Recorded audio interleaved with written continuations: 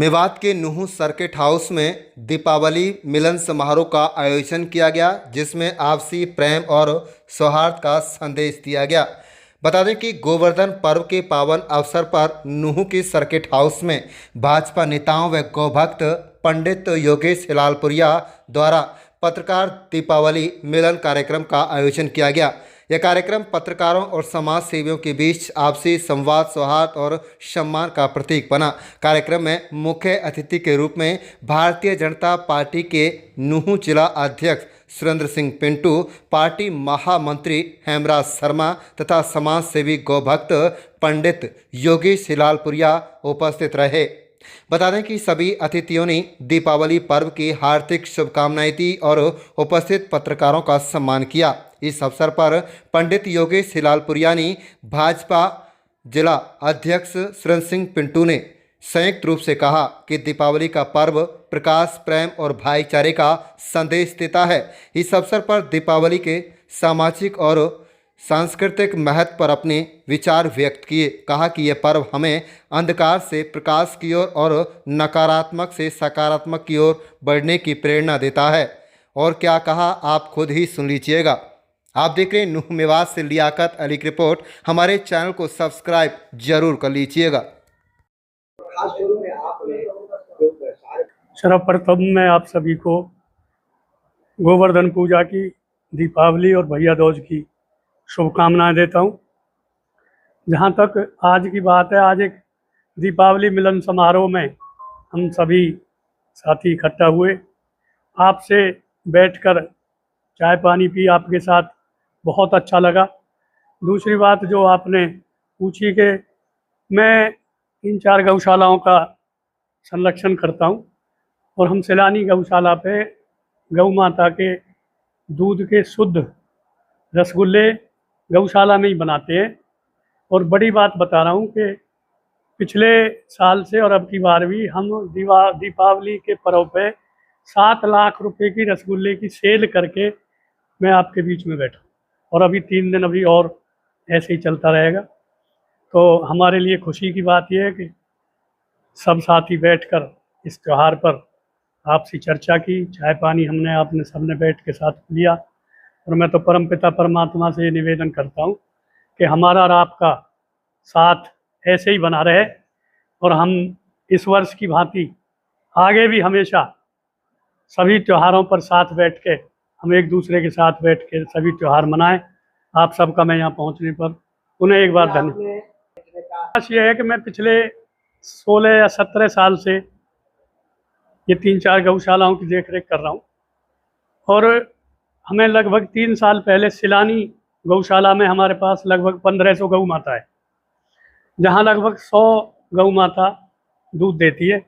वहाँ ये शुरुआत हमने की है और मेरा प्रयास ये है कि धीरे धीरे मेवात की किरा गौशाला में, संगेल गौशाला में, बड़ौजी में, जहाँ भी मेवात में भी हमारे जो गौशालाएँ खुली हुई हैं, मेरा ये प्रयास रहेगा कि आने वाले समय में ये प्लांट जो रसगुल्ले बनाने का है और विशेष तौर पे वहाँ घी बनाने का है, ये सब सुविधाएं हम मेवात में लेके आएँ सभी गौशालाओं में, ताकि गौ माता का आत्मनिर्भर गौशाला बन सके। उससे गौ माता के चारे की, खाने की उससे सहयोग मिलता रहे।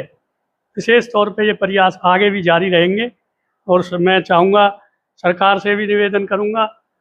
हमारे बीच में प्रधान जी माननीय सुरेंद्र जी भी बैठे हैं, उनसे भी मैं आग्रह निवेदन कर रहा हूँ कि सरकार के माध्यम से भी जो हमारी मेवात की गौशालाएं, उन्हें एक विशेष पैकेज अलग से मुख्यमंत्री जी की तरफ से मिलना चाहिए। मैंने एक बार मैं और प्रधान जी वहाँ गए थे तो आग्रह भी किया है माननीय मुख्यमंत्री जी ने, और उन्होंने आश्वासन भी दिया है कि मेवात की गौशालाएं भी सारी आत्मनिर्भर बने। ये प्रयास हमारे लगातार है। दीपावली के पावन पर्व पर गोवर्धन भैया दूज, इस पर्व पर जो है, पहले तो हम ये कहना चाहते हैं पार्टी की ओर से भी, अपनी ओर से भी, सब लोग समृद्ध हो, खुशहाल हो, पूरा जिले के लोग के जीवन में समृद्धि आए, खुशहाली आए, खुशियां मना रहे हैं। और जहाँ तक गऊ की बात है, गऊ के रसगुल्ले, तो गऊ माता जो है ना, जो हमारे एक तरह से देखा जाए तो अपने जीवन से जो गौ माता का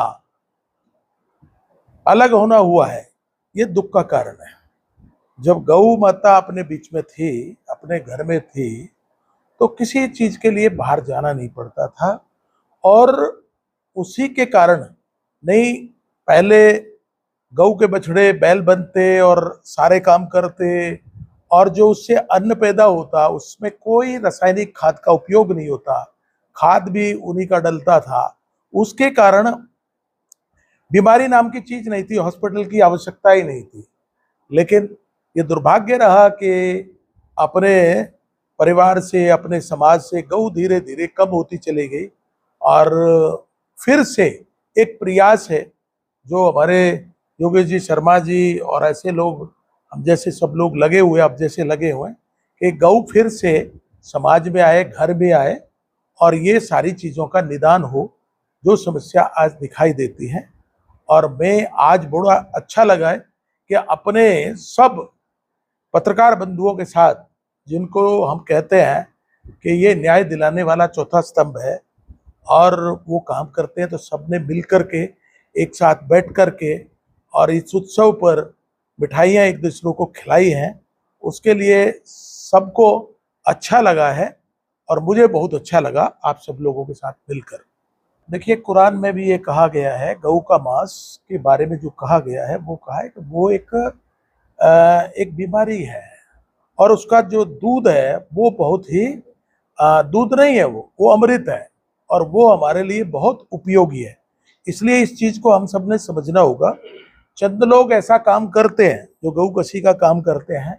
मैं समाज के लोगों से एक निवेदन करना चाहता हूं कि संरक्षण, कुछ लोग जो अपने आप को ये कहेंगे कि भाई गांव का ठुंडा है, कुछ चंद लोग ऐसे हैं जो उनको संरक्षण देने का काम करते हैं। मैं उनसे निवेदन करता हूं कि वो अपना हाथ उनसे हटाएं। तो मैं गारंटी से कहता हूं, एक भी गांव में गौकसी नहीं हो सकती। उनसे निवेदन है, जो थोड़ा बहुत उनको संरक्षण दे देते हैं, वो किस आधार पर देते हैं या किस आधार पर नहीं देते हैं, मैं उनसे निवेदन करता हूं वो अपना हाथ हटाएं।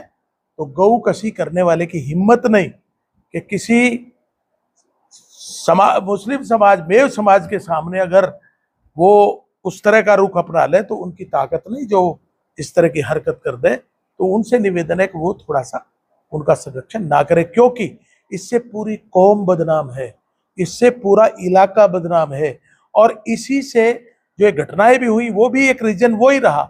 तो इसलिए इसको हमने नारे से नहीं, भाषण से नहीं, दरी पे बैठ करके इस काम को निपटाना चाहिए कि भाई नहीं, हमारे इलाके में, क्योंकि हम भगवान राम और कृष्ण की संतान है, जो गौ के कारण भारतवर्ष में जिन्होंने जन्म लिया और अपना उस तरह का काम किया, हम उनके वंशज हैं। ये अलग बात है कि हम ऊपर वाले को याद करने के लिए मस्जिद में जाए, मंदिर में जाए, लेकिन हमारे पूर्वज ने जो काम किया वही काम हम करेंगे, ये हम सबको निश्चय करना चाहिए। तो अच्छी योजना सरकार ने की है कि कोई गऊ रखे, देसी गाय खरीदने के लिए पैसे दे रहे हैं, है ना। इतनी अच्छी योजना बनाई है, चारे के लिए उनको पैसा दे रहे हैं। उस तरह की सरकार ने, वो खट्टर साहब की चलाई हुई योजना थी। और अब इतनी अच्छी योजना, देखिए खट्टर साहब की योजना नौकरी का विषय, नौकरी, जो बड़े से बड़े नेता, हमारे ताऊ देवीलाल जी से कोई बड़ा नेता नहीं हुआ, लेकिन नौकरी उन्होंने भी अपनी जेब में रखी। और जो मुख्यमंत्री है सब, भजन लाल जी का तो विषय ही दूसरा था कि वो तो अपने अधिकारी से भी साइन कराकर अपने लेटर रखते थे और जाते थे। लेकिन मनोहर लाल जी ऐसे मुख्यमंत्री हैं जिन्होंने वास्तव में जैसे दंगल लगता है उस तरह से एक योग्यता के आधार पर नौकरी देने का काम किया। और बहुत बड़ी बड़ी ऐसी योजनाएं, जिनको मैं कहूँ, राजीव गांधी जी ने कहा कि हम 1 रुपया भेजते हैं तो 15 पैसे या 20 पैसे जाते हैं, वो चीज उन्होंने सारी बंद की, जिसका 1 रुपया अगर चलता है तो खाते में 1 रुपया जाता है। ये बहुत बड़ा काम किया है। और मेरी मेवात ने टैलेंट की कमी नहीं थी, टेस्ट पास किए, दूसरे जिलों से ज्यादा नौकरी मेवात जिले ने ली है। अगर ये मौका भारतीय जनता पार्टी नहीं देती या मनोहर लाल जी नहीं देते, तो हमें पहले की तरह ही, जैसे हम नौकरी से वंचित रहते थे, उस तरह रहना पड़ता।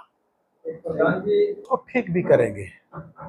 उसको लगातार ठीक करेंगे। इतना बड़ा, मैं कहता हूँ सबसे ज्यादा लाभ अगर मिला है तो मेरे जिले को मिला है। मेरे जिले को एक एक परिवार में कितने कितने वो मिलेगा, बहनों को लाभ मिलेगा, ये बहुत बड़ा निर्णय है। तो इसलिए थोड़ा देर तो हो सकती है, लेकिन ये सब चीजें दुरुस्त भी होंगी, अच्छी भी होंगी।